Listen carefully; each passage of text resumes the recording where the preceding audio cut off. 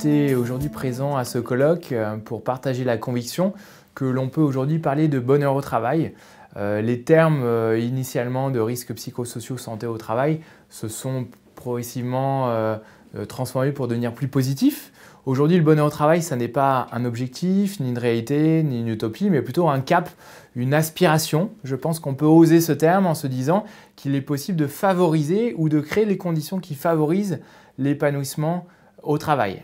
Pour donner du corps à cette idée, depuis le début des années 2000, une science du bonheur est en train de se constituer, neurosciences, psychologie positive, qui donne des clés sur les mécanismes de l'épanouissement humain. On a 5 prix Nobel d'économie qui sont liés à la science du bonheur.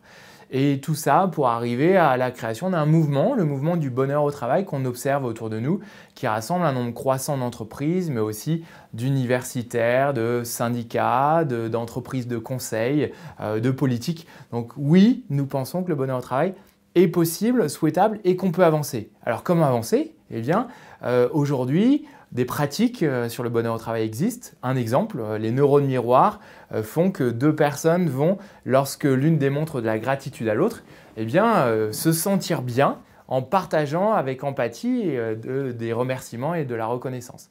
Cet exemple-là peut être mis en œuvre en entreprise pour permettre aux managers de partager et délivrer de la reconnaissance. C'est un exemple parmi d'autres. Aujourd'hui, une foule d'actions, de pratiques et de chemins de transformation existent pour qu'un plus grand nombre d'organisations œuvrent en faveur du bonheur au travail.